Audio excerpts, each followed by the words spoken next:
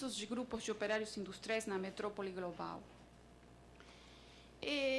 O que nos parece é que as classes médias, né, que são robustas nos nossos países, robustas pelo numerosas, né, não produzem, não têm a capacidade de produzir um terceiro circuito. Né? Nós não concordamos com Pierre Salamá quando fala de uma terceira demanda, porque pensamos que, pelo menos nas cidades que conhecemos um pouco mais, as classes médias enfrentam as despesas formalizadas que reduzem sua liquidez.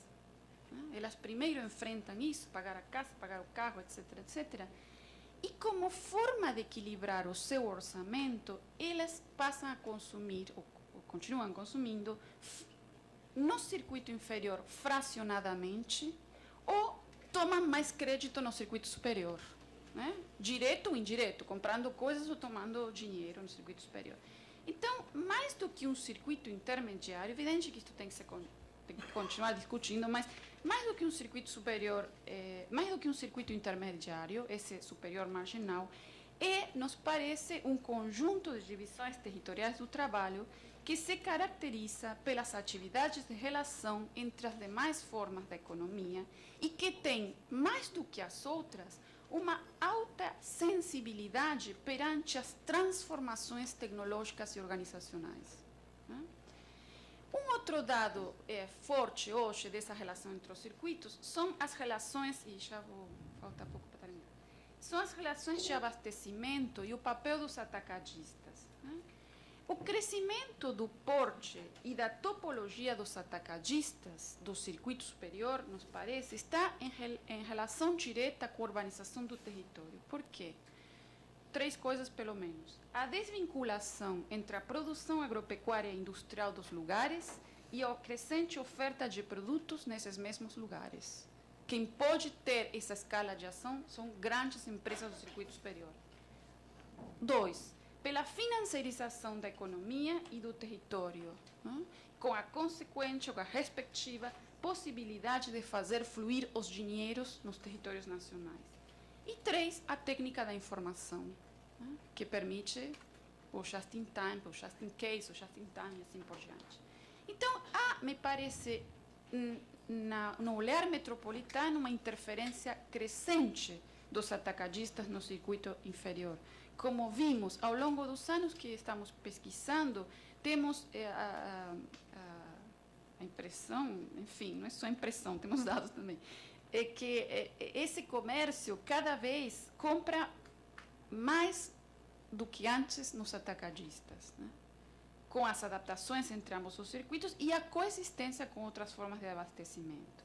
Mas o circuito superior marginal e o inferior têm um papel importante no abastecimento metropolitano. A porção marginal, sobretudo, porque ela participa na formação da rede de fornecedores metropolitano e territorial, e o circuito inferior, porque via feiras, ambulantes, enfim, tem um papel central no abastecimento metropolitano e com custos bem baixos. Né?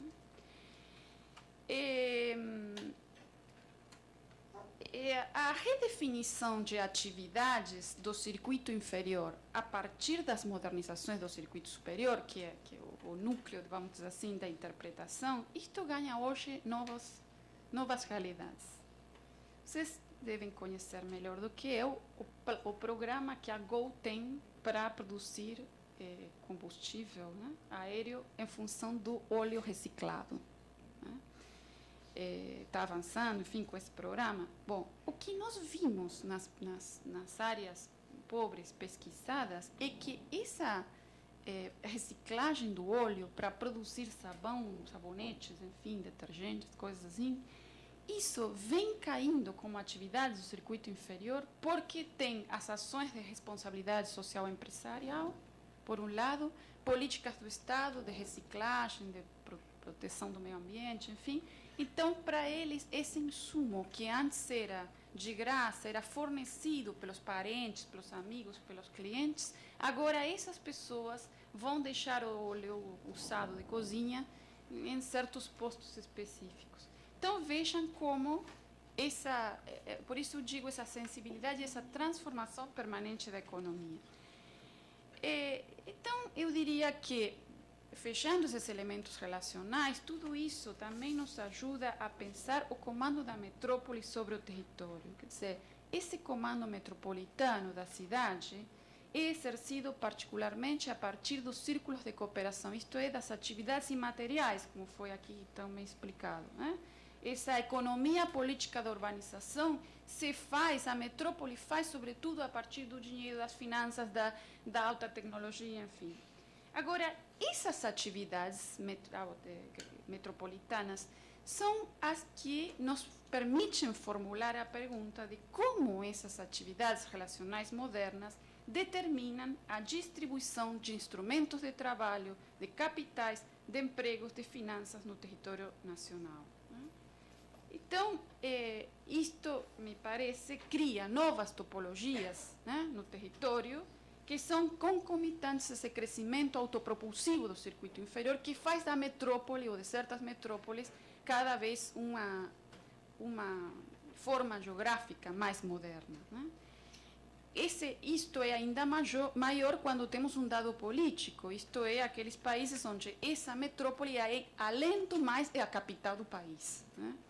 Mas também acho que é preciso olhar que essa relação da metrópole com o território também é feita a partir dos outros circuitos, sobretudo das áreas de especialização. Quer dizer, a aglomeração de pequenas lojas do mesmo ramo numa área de especialização metropolitana, ela tem o poder de atrair pessoas, né, agentes pequenos de outras cidades que vêm comprar roupas e coisas para revender nas suas cidades. Então, aqui eu vou no meu quarto e rápido ponto, terminando, que eu chamei de relevância do estudo das metrópoles na América Latina. Max Ohr, também na década de 50, escrevia que esses organismos gigantes, né, as metrópoles, pertencem ao mundo contemporâneo. Então, é nesse mundo contemporâneo que devemos encontrar o segredo do seu crescimento, né? E ele dizia, esse segredo é o enorme aumento das forças econômicas sob o impulso do progresso técnico. Então, me parece que o dado da expansão da superfície da mancha metropolitana, essa massa, isso que alguns chamaram de elefantia, assim, né? Monstrópolis, enfim, essa tendência à aglomeração aumentada das nossas metrópoles tem um papel central na produção de mercados, de outros mercados. A multiplicação dos nodos e fluxos na metrópole faz a expansão dos consumos e a segmentação dos mercados, mais lojas, mais feiras, horários mais extensos, fracionamento no abastecimento, em função da diversidade de graus de capitalização dos estabelecimentos comerciais, cria uma nova realidade, né? Cria mais trânsito, cria mais interação, cria problemas para o planejamento, né? Também vemos uma multiplicação das sinapses entre os circuitos. O papel dos atacadistas é um tema que me parece de crescente importância para continuar sendo estudado. Os intermediários, os bancos, as financeiras. Essas formas de produção e distribuição do circuito superior, que são mais largas e espessas, vão encurralando, de um modo ou de outro, atividades produtivas menos capitalizadas e tecnificadas. Algumas se mantêm, outras desaparecem. Mas mesmo as que se mantêm, se desvalorizam, porque o parâmetro de valor passa a ser agora outra técnica, outra velocidade, outra forma de alcançar os mercados.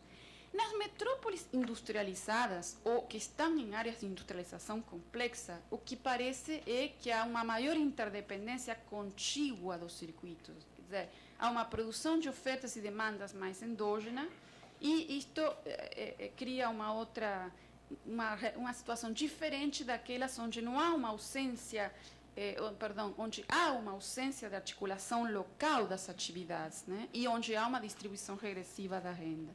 Nessas cidades, nessas metrópoles, a maior desigualdade mostraria uma maior brecha entre os circuitos. Essa financiarização que permite, de um lado, maior acesso ao consumo, permitindo esta diferenciação interna e acelerada do consumo, né? Dentro do consumo de luxo também, essa diferenciação não para de crescer, mas essa financiarização me parece que também tem um outro dado, que o custo do dinheiro é segmentado. né? Isto é uma das razões da pobreza estrutural. Polanyi nos chamava a atenção para não chamar o dinheiro como mercadoria, porque ele não é, mas os instrumentos financeiros talvez sim são, né? Então, esses instrumentos, produtos, serviços, instrumentos financeiros, que podem ser cobrados com um preço mais alto para certos agentes, num contexto de profunda financiarização da economia, nos leva a perguntarmos, de novo, quem comanda o preço do dinheiro, sobretudo porque o acesso ao dinheiro a gente só pode ter no circuito superior. Né? Então, me parece que isto, somado às formas confusas de acesso ao dinheiro, a propaganda enganosa, etc., etc., são fatores importantes no empobrecimento, inclusive das classes médias, que a cada dia estão mais endividadas. Creio que isto é um sintoma de uma integração vertical absoluta entre os circuitos e de uma forma de dependência antes nunca vista. Por isso, eu creio que, longe de uma economia ou de uma cidade dual, as interconexões entre os circuitos são a cada dia mais numerosas, no entanto, mais complexas, mais sensíveis e mais difíceis de mensurar. Isso me parece que também chama a atenção sobre o problema de que a pobreza, como sempre, é historicamente determinada, né? Então, a pobreza tem que ser vista com categorias dinâmicas, porque a pobreza é um processo e não apenas um estado, né? Ela não é um elemento residual, mas estrutural do processo de modernização. Isso nos evitaria, ou nos aconselharia a evitar associações mecânicas, como aquela que Alicia Valadares nos alertava quando contestava a ideia de ver a favela como arquétipo e como território da informalidade e da pobreza, ou como Anania Roy quando afirma que a ideia se opõe à ideia de que a favela seja vista como metonímia do subdesenvolvimento, do terceiro mundismo, do sul global, da pobreza, né? Todavia, nos nossos países, o circuito inferior não para de crescer, né? Eles crescem, eles param o crescimento, eles decrescem, vivem crises, mas o circuito inferior não para de crescer, né? Aparentemente sem limite, uma demanda elástica. Então, eu diria que, terminando, acho que o desafio é continuar pensando os circuitos como movimento, escapar daquilo que Flaubert chamava a raiva de querer concluir, né? Que era um dado da modernidade. A gente, no limite, não pode concluir muito, né?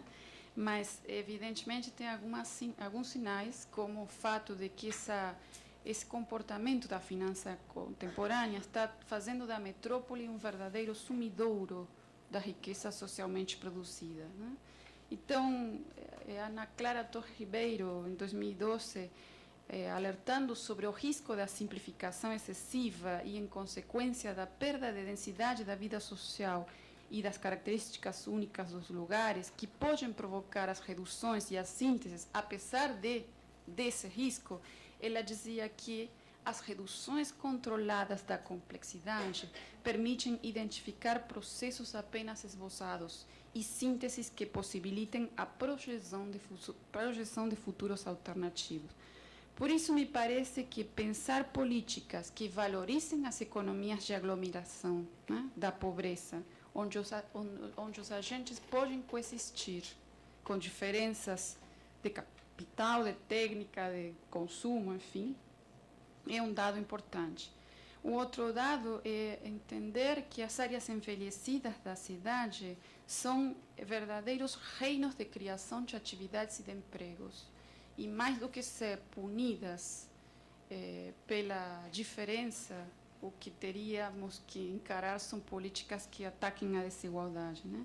Sobretudo que permitam impedir, substituir esse tecido, né, da economia do circuito inferior e da porção marginal do circuito superior por um fio entre o circuito superior e o inferior, feito de situações de oligopsônio e de oligopólio, próprio das modernizações nos moldes atuais.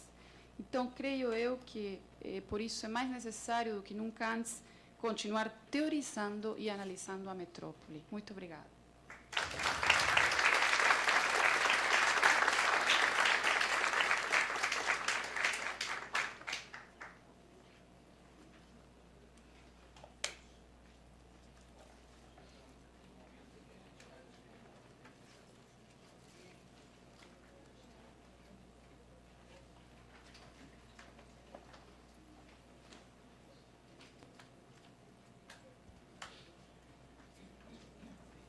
Nós vamos abrir agora para uma rodada de perguntas, depois, se sobrar tempo, a gente abre para mais uma.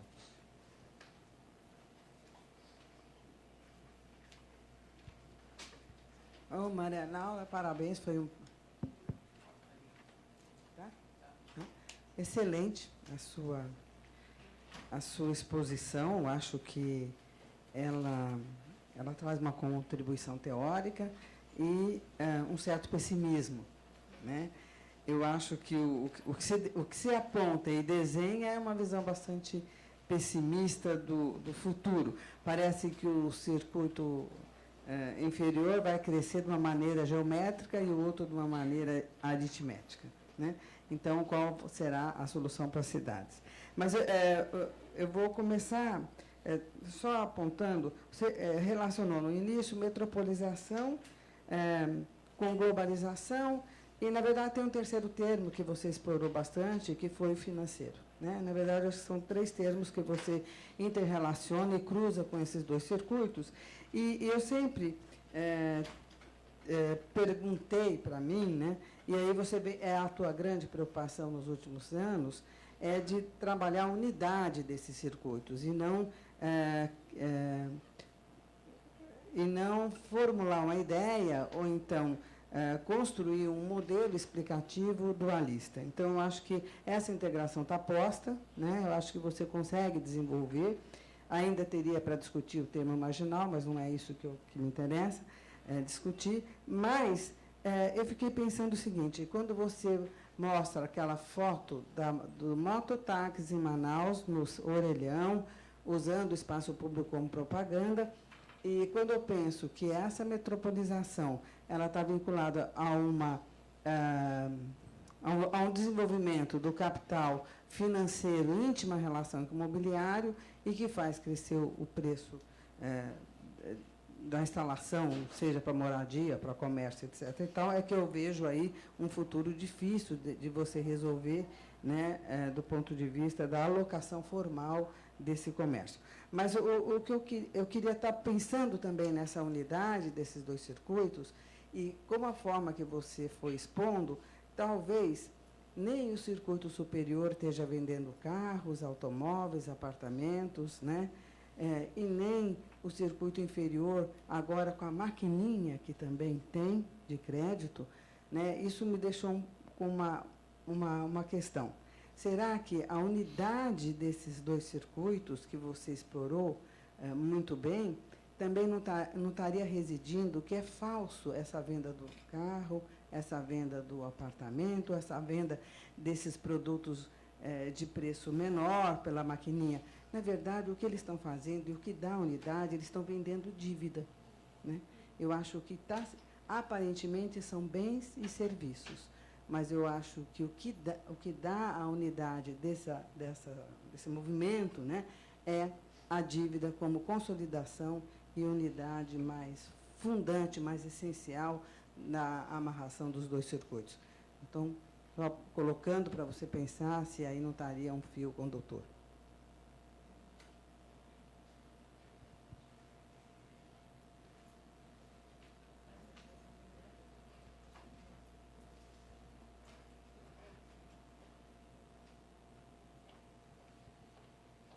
Maria Laura, parabéns. Eu não peguei inteira a sua exposição por conta do transporte, mas eu gostei bastante do que eu vi. E eu queria, é uma inquietação que, quem sabe, você ajuda a desvendar com essa análise, como a Sandra colocou, tão rica e tão profunda. Eu comecei a ler, estou lendo o livro da Ludmilla, Sem Maquiagem, né? Em que ela aponta as revendedoras, ou sei lá, coordenadoras dos produtos da Natura. Que eu não tinha pensado nisso, eu estava mais pensando nas relações de trabalho que se estabelecem. No entanto, me parece um exemplo nítido, e aí eu queria ouvir de você, de uma inter-relação mesmo, umbilical, entre os circuitos que você se refere. Porque a produção do cosmético é totalmente... eu vou esquecer, fazer de conta que eu estou esquecendo, como é que é a exploração da força de trabalho para a produção dos cosméticos. Vou falar só do comércio dele, tá? E tem todo um processo que é altamente, não só moderno, né, entre aspas, mas é um processo que utiliza a internet. As revendedoras vão lá, fazem o pedido às 7 horas da manhã, etc. No entanto, ela não tem uma relação de trabalho. Ela também não é uma trabalhadora informal, desse tipo que se refere Saskia Sácia e outros. Ela tem uma relação de venda e compra, ou seja, ela é uma trabalhadora que também consome, para poder, inclusive, difundir os produtos. Eu não sei, mas eu senti muito, né, pela sua exposição, pelas coisas, de que há uma maquiagem do trabalho, há uma maquiagem da forma, mas uma dificuldade para nós enxergar isto no espaço.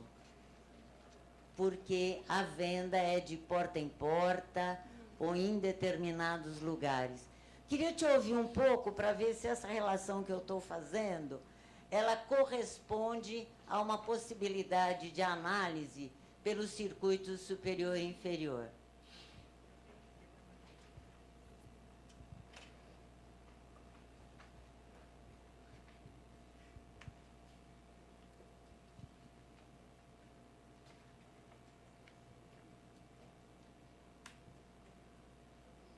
Maria Laura, parabéns também pela tua apresentação.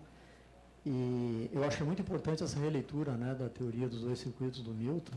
E tu traz o contemporâneo aí, né, 20, sei lá, 30 anos depois, né, que o Milton escreveu, tentando fazer essa releitura. Acho muito importante esse esforço. Você colocou aí alguns exemplos muito ricos, né, esse da economia religiosa, que eu nunca tinha me assim, imaginado, né, mas eu pensei também, até em relação ao que eu vou comentar na parte da tarde, né, a questão da segurança também, toda uma economia, né, da segurança que pode se desdobrar também em dois circuitos, né, toda a questão da segurança privada, das milícias, né, eu acho que seria interessante também colocar como mais um elemento aí nesse teu debate, que cada vez está mais presente na questão da economia da segurança, se pode chamar assim.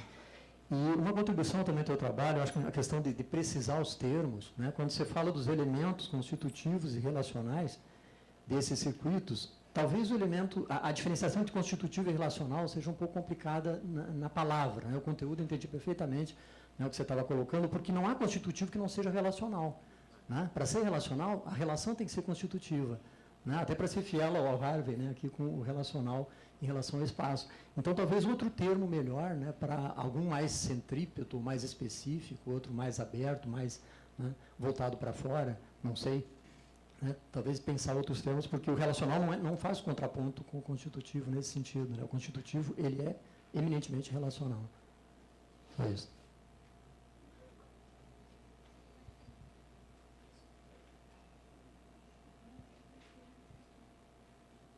Olá, meu nome é Luísa, sou aluna aqui da PUC de Geografia.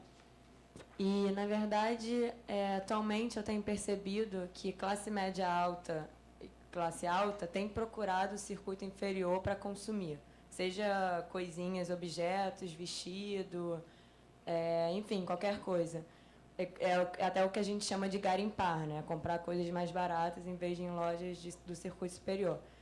Eu gostaria de saber se esse movimento realmente é um processo que tem ocorrido mundialmente em outros países e se isso ajudaria a engrossar ainda mais o circuito inferior, tendo agora esse tipo de clientela.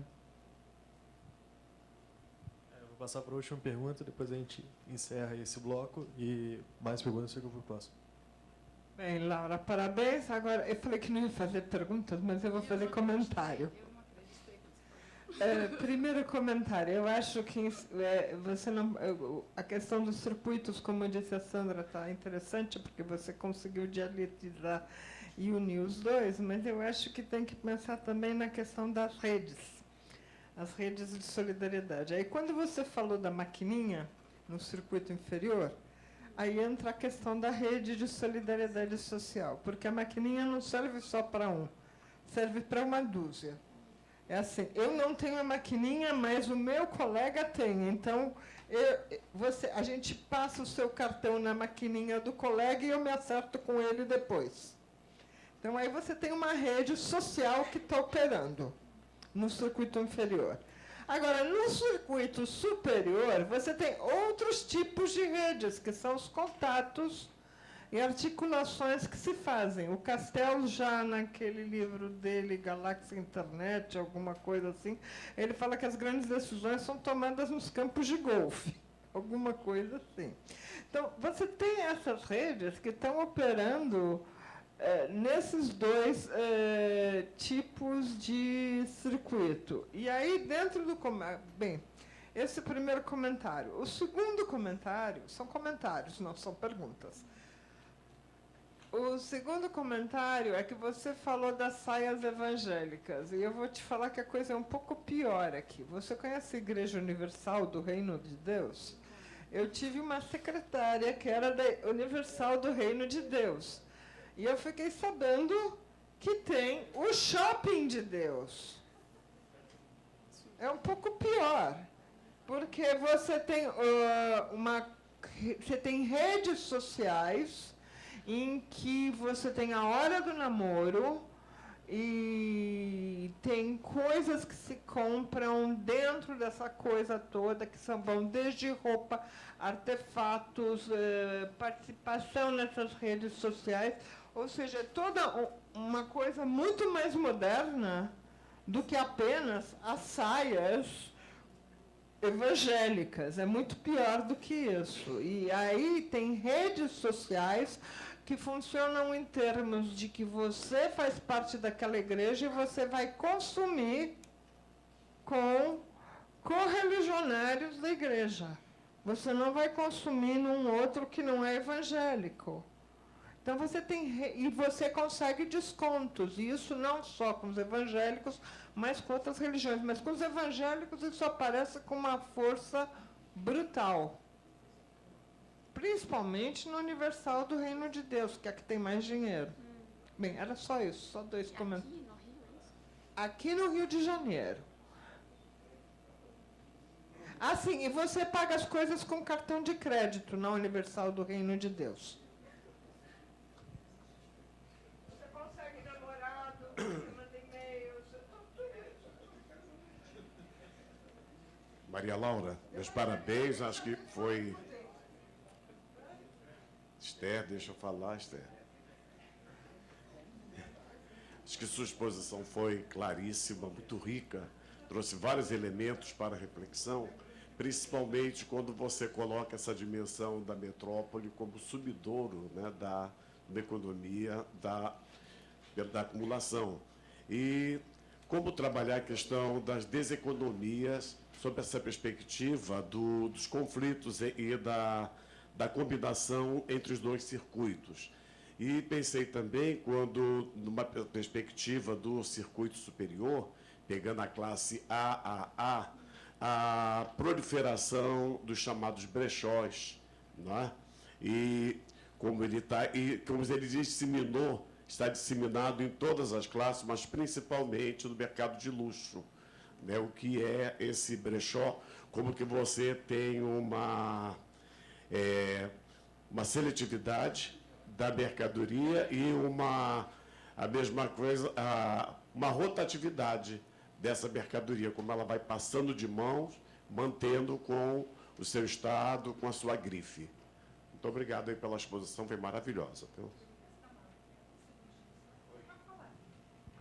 Muito rapidamente, eu tenho... Acho que a última vez que eu vi a Maria Laura, eu li, enfim, acompanhei mais de perto, foi naquele dossiê, e, enfim, tenho acompanhado esse movimento de ressignificação, de atualização da teoria dos dois circuitos de economia urbana. E, assim, acho que nesses 4 anos, 5, foi um avanço muito, muito grande, qualitativamente, enfim, muito bom, muito legal, Laura. E fiquei pensando, quando o Rogério falou da questão do constitutivo, né, que eu concordo, ele carrega em si o relacional, né?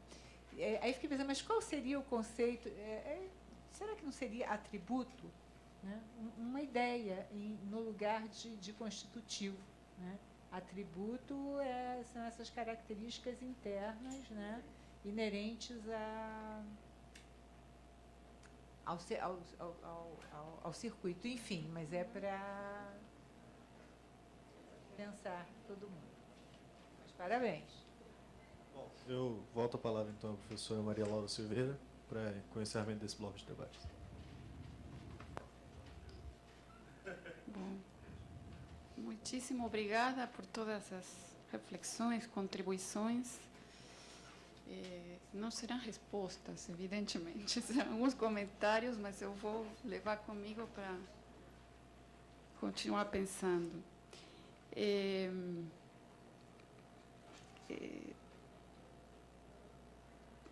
Essa questão do... Sandra, isso foi parte da sua reflexão, não foi da sua pergunta, mas quero retomar, né, da questão do pessimismo. Sim, tem horas que eu acho que não consigo sair do certo pessimismo, no sentido de que você vê que a macroeconomia dos nossos países atravessou nos últimos 20, 30 anos momentos tão diversos, né? E em todos... Bom, é claro que a gente está tentando dimensionar fenômenos para os quais não tem estatísticas, né? A gente não tem estatística do circuito inferior, mas está tentando dimensionar por alguns dados, por trabalho de campo, por, enfim, indicadores indiretos, como pobreza, enfim. E a gente vê que atravessando épocas, atravessando projetos de país diferente, modelo, como se chama agora, enfim, o circuito inferior, em termos gerais, se expandeu. Quer dizer, ele tem um crescimento vegetativo relacionado ao crescimento vegetativo e migratório da população, enfim. Então, isto me parece que, diríamos, longe de um enfoque etnográfico, que não porque eu acho que seja menos importante, mas porque eu própria não sei fazer, mas acho que por isso também esta interpretação que nós estamos buscando fazer é essa relação com a totalidade maior, né? Com essa questão macroeconômica, porque senão a gente fica discutindo elementos soltos e caracterizando situações únicas e às vezes eu acho correndo o risco de folclorizar o circuito inferior, né? Quer dizer, o circuito inferior ele permite a sobrevivência dos pobres, mas ele é perpetuador da pobreza, né? Então a gente não nossa reflexão teórica, política, digo, de todos nós, não almeja um crescimento do circuito inferior. O que quer é que a cidade não seja mais partida, né? Mas é a forma da cidade capitalista, que hoje tem outras roupagens diferentes dos anos 70, mas é a urbanização capitalista, né? Então, eu acho que talvez a questão principal em termos políticos, ou quando a gente pensa soluções, ou políticas, ou caminhos, né? Quem sou eu para pensar soluções, mas caminhos, assim, pensando a política com os outros, o problema é fundamentalmente a brecha, né, entre eles. Quero esclarecer o seguinte, falei o tempo inteiro de interrelações, sinapses, enfim, eles são uma unidade, mas há de fato uma brecha entre eles, que tem a ver com isto, com os graus de capitalização, tecnologia de organização e com a possibilidade de consumo, com a possibilidade de gerar renda excedente, né, de gerar excedente. Então, o que a gente vê que, de um modo ou de outro, muitos projetos políticos, o que acabam punindo, né, com a escala local, políticas higienistas, de limpar o centro da cidade.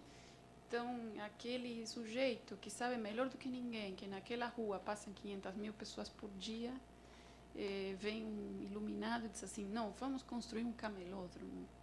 E leva o sujeito para lá, para um galpão, um lugar onde, não, em princípio, não vai ninguém. Depois pode até esse galpão atrair fluxos. Mas, então, quer dizer, esse ator que desculpe, Álvaro, minhas sinônimas.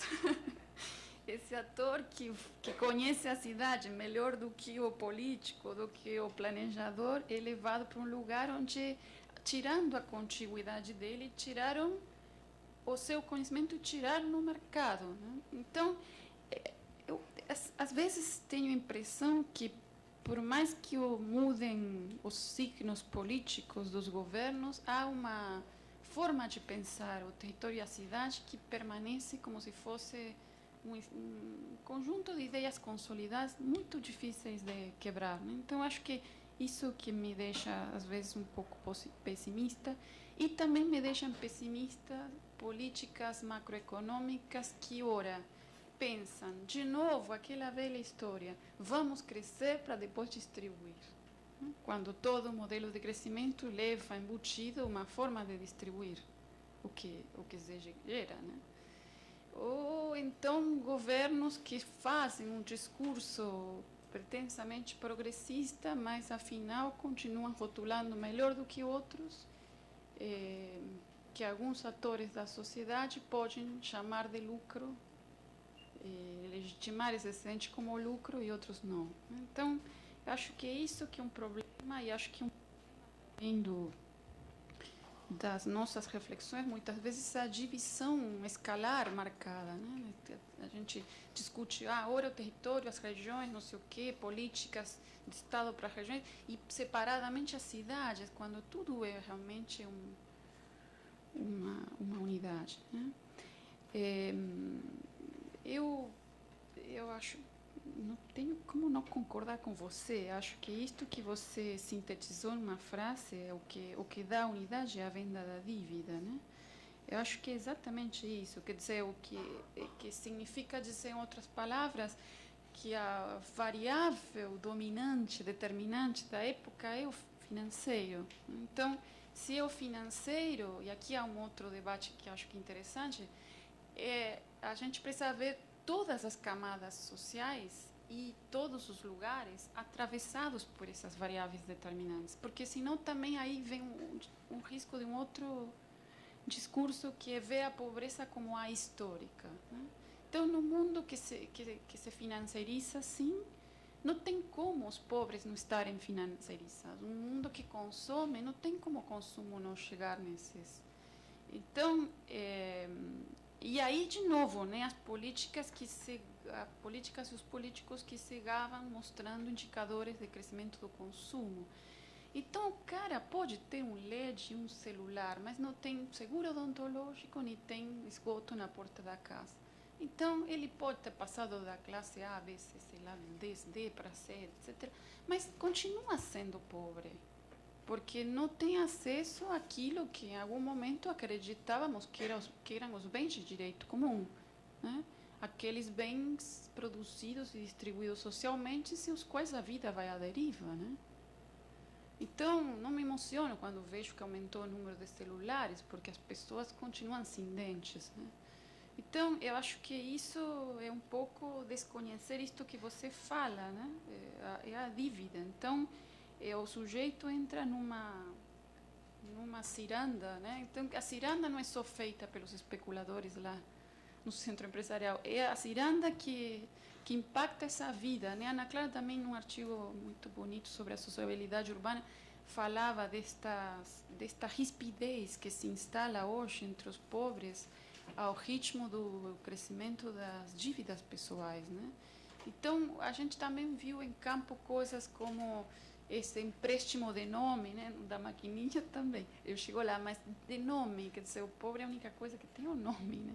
E se ele empresta e o outro suja, enfim, é muito complicado. Então, isso também instala relações violentas, né? Violência simbólica ou não simbólica, em outras camadas da sociedade. E as formas, diríamos, como o que se vende ou o que se empresta realmente tem que ser devolvido em taxas leoninas, o que a gente vê que mesmo que ele pague 3 parcelas, 4, já está, né? Já, o bem já foi pago. Então, acho que isso também bom, estou entrando em outras coisas, mas a sua pergunta me permite, quer dizer, uma coisa que a gente viu muito em São Paulo há anos, não sei isso como está agora, mas, enfim, a gente via que, um exemplo bem concreto, Casas Bahia, né, vendendo aqueles sofás estofados, enfim, em 24 meses. E os tapeceiros, né, os que consertam os sofás, tapeceiros. Então, como a gente entrevistava eles, eles reclamavam, né, das Casas Bahia, porque as pessoas já não consertavam mais o sofá, compravam um novo, pagavam em 24 meses. E as pessoas que te falavam assim, bom, o sofá quebra aos 24 meses, mas eu terminei de pagar e aí eu compro outro. Então, essas formas de erosão, né, de socavar, e um pouco aí já entrando na reflexão da Arlete, essas formas de socavar o mercado do circuito inferior, que não é só pelo consumo, é também pela produção. Isso é mais invisível e mais grave, eu acho.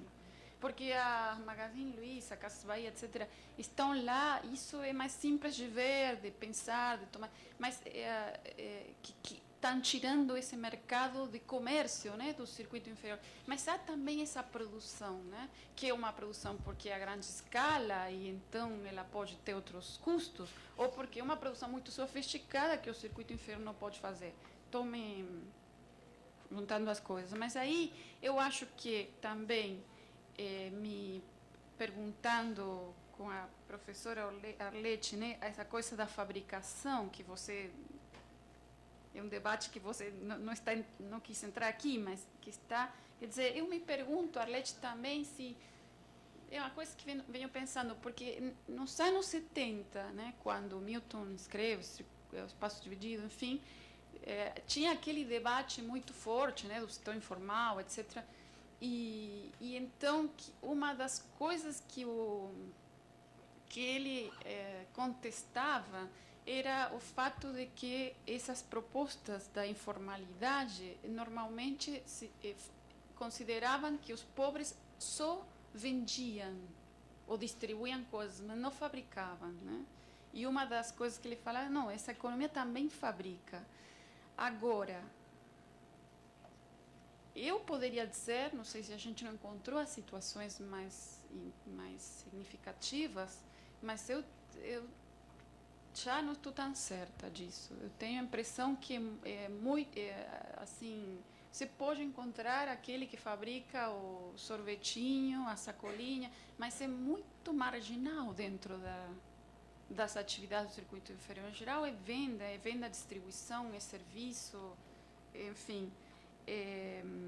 Agora, eu tenho a impressão... é uma coisa que eu até queria trabalhar melhor. Sei que houve várias teses no Brasil sobre esses produtos, né, que são vendidos porta a porta. Acho que isso é também, Arlete, de uma forma de interferência tão grande quanto as finanças. Bom, é uma forma financeira também. É uma forma financeira, mas de profunda interferência. Quer dizer, então, claro, e uma coisa que me preocupa, assim, as estatísticas, né? A gente reclama das estatísticas, estão aí. Agora, essas coisas, como você mensura, né? Essas coisas, como você diz, completamente invisíveis, a moça está na casa, compra, enfim, os fluxos de venda das coisas que ela vende se confundem com a vida cotidiana, o espaço onde ela faz seu lar, enfim. Mas, evidentemente, essas formas de venda são produtos que o circuito inferior não poderia fabricar, não é isso? Maquiagem, iogurtes, tenho agora uma aluna que está trabalhando com estes alimentos enriquecidos, né? Cálcio, ferro, essas coisas todas. Então, como essa economia superior que primeiro tirou dos alimentos aquilo que eles tinham para nos fazerem insaus, e agora, e como fez isso a umas distâncias tão grandes que os alimentos perdiam, tudo isso agora nas fábricas acrescenta isso. Agora, então como você pode concorrer com com uma Parmalat, né, que acrescenta esses... Então, ainda pior quando, sei lá, Nestlé vai porta a porta vendendo isso quem vende é uma vizinha, uma amiga de quem compra, e além disso, é engraçado, porque, ou trágico, não sei, porque, diríamos, aquilo que parece de algum modo ir desaparecendo por essa rispidez da que eu falava, no próprio circuito inferior, que é o fiado, esse circuito superior usa. Né? Começa a dar fiado para a amiga, para a vizinha. Então, eu não sei, tudo isso Arlete pode dizer que eu não sei. Mas, enfim, eu acho que a coisa caminha numa expansão impressionante do consumo, das demandas, tudo sempre pode-se comprar mais maquiagem, mais iogurte, mais Coca-Cola, enfim. Acho que tudo também tem um discurso científico, dito científico muito forte, sobretudo a coisa da alimentação. E esta coisa de pertencer, né, que eu acho que é muito grave. Agora, eu tenho a impressão, Arlete, que a coisa mais interessante aí desses casos são exatamente as relações de trabalho, né? Assim, pensando em voz alta, acho que essa que é a pista de entrada, né? Já que as outras coisas são mais invisíveis, né?